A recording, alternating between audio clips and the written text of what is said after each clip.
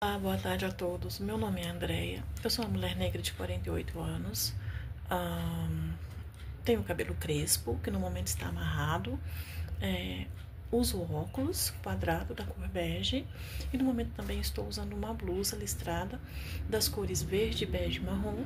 E atrás de mim encontra-se um quadro e uma parede branca.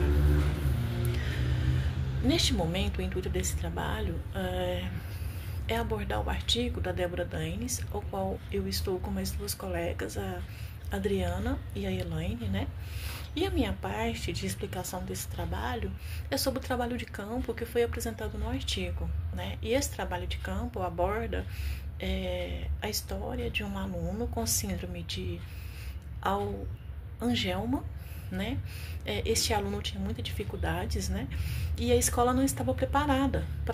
Ele ficou até o 5º ano na escola, né? Até em 2009, né? Ele estava no 5º ano e ele foi retirado em 2009 e em 2010 ele retorna, só que ele retorna para a sala com 28 alunos e com uma professora recém-formada em pedagogia, né? E que não sabia o que fazer com o aluno, né? E a professora anterior, ela tinha uma abordagem, tipo de acolhimento ao aluno, como uma abordagem de proteção, né? Então, a escola em si não tinha preparação, né, para estar trabalhando com este aluno, né?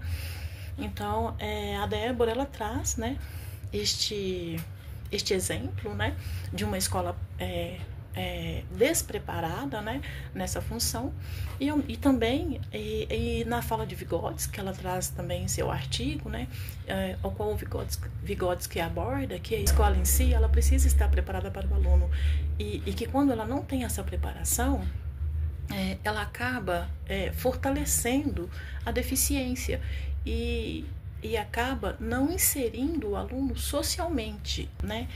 E Vygotsky também aborda que a falta de preparação impossibilita o desenvolvimento, né, da criança, né? Então, a educação inclusiva, ela demanda atenção, né? Ela demanda busca para abrir horizonte, né, a respeito da educação escolar da criança com deficiência. Olá, muito prazer, meu nome é Elaine, eu sou professora de Ciências Biológicas, atualmente eu não atuo como professora, mas eu fiz um concurso público aqui da minha cidade e dentro em breve eu serei chamada, porque já está chegando a minha numeração, dentro em breve eu serei chamada para poder trabalhar como mediadora na educação inclusiva.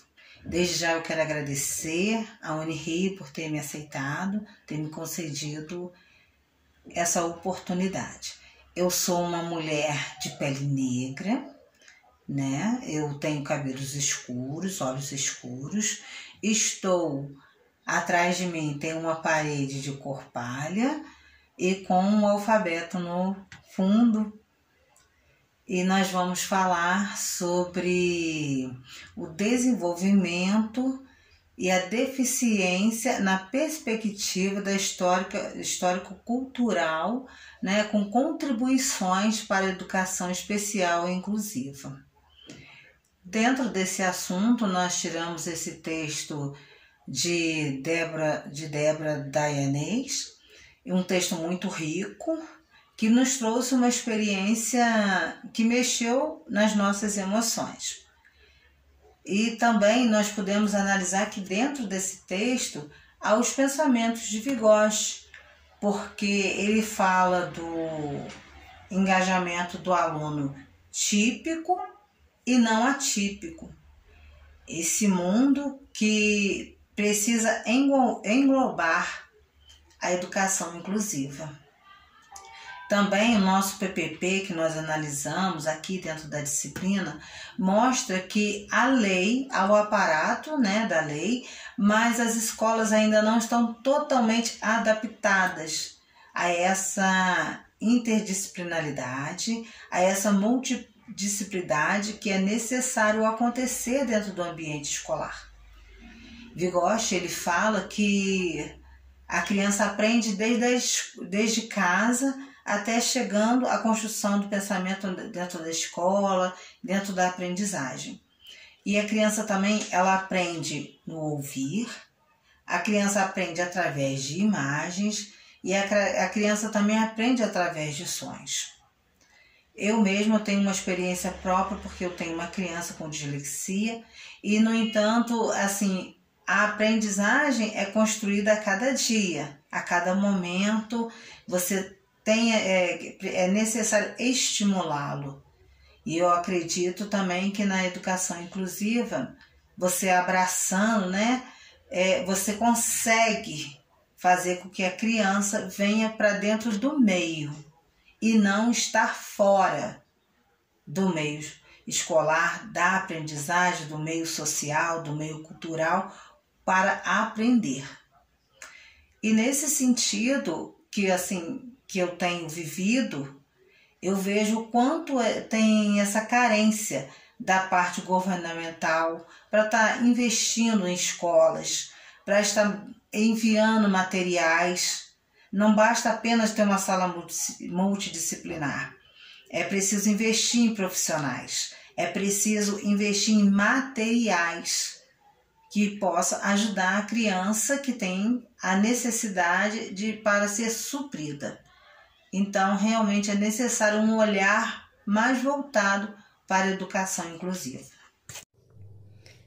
Olá, meu nome é Adriana, sou uma mulher negra, de olhos e cabelos escuros, meu cabelo é crespo, curto, uso óculos, estou usando uma camiseta azul escura com detalhes brancos, estou sentada e atrás de mim tem uma parede branca com um quadro colorido. Complementando esse assunto, é importante ressaltar que a prática educativa é enriquecida quando a linguagem é utilizada como ferramenta de mediação efetiva. Vygotsky enfatiza que os processos psicológicos superiores, como a memória lógica e o pensamento abstrato, não são inatos. Eles são adquiridos socialmente através da interação e da linguagem, que atua como um mediador na aprendizagem. E baseado nisso, vou tirar aqui meus óculos, que eu estou vendo que está dando reflexo. Baseado nisso, eu trago um exemplo meu prático de um aluno. Eu sou professora de educação infantil e eu tive um aluno com autismo e também com hiperatividade. E esse aluno, ele tinha uma linguagem muito bem desenvolvida, que ele tinha autismo grau 1, e a linguagem era muito bem desenvolvida, mas por conta da hiperatividade, era difícil para ele acompanhar as atividades com o grupo, porque era difícil para ele permanecer sentado, né? Ele tinha muita necessidade de correr, de se agitar, né? Enfim. E em determinado momento que a gente ia apresentar o teatro da história dos 3 porquinhos para os pais, foi difícil ter a participação dele nesse teatro a princípio, porque a gente ali nos ensaios, né, organizando a turma, eu organizando a turma ali para os ensaios, e ele sempre corria e ficava assim à parte, correndo em círculos, né, e gritando, agitado, né. Só que num determinado momento, né, que eu estava ali com o grupo e observando ele correndo, né, agitado ali em círculos, eu percebi que ele estava correndo, mas dizendo todo o texto da história. Então, isso me chamou a atenção e eu o chamei e falei que ele ia ser o lobo da história. Ele ficou assim, surpreso, né? Deu chamado para ele ser um dos personagens principais, né? Que era o lobo. E aí falei, mas você vai ter que ficar aqui junto com a gente, porque você não pode sair daqui, porque o lobo ele entra várias vezes, não entra, para bater na porta da casa dos porquinhos, então você vai precisar ficar aqui, não pode correr para longe. Enfim, e qual foi a minha surpresa? Como de ver que ele ficou ali e ele falou todas as falas do lobo direitinho. Curioso que tinha momentos que ele tinha aquela necessidade de correr, então ele saía, ele corria, mas quando era a parte, né, da personagem dele, né, ele voltava e dizia a fala corretamente, né? Então ele corria, mas ele sabia a hora que ele tinha que voltar, e voltava e falava o que ele tinha que falar. Então foi assim, muito emocionante para a escola inteira, para mim como professora, para os pais deles, que os pais deles foi assim uma surpresa ver o filho ali participando, né, de uma maneira tão efetiva, né? E esse exemplo mostra, né, essa importância, né, da linguagem, dessa mediação que a gente pode fazer, né, através da linguagem, né, de até trabalhar esse comportamento social, né, através dessa linguagem, né, e do prazer, né, de estar inserido num contexto como aconteceu com esse meu aluno.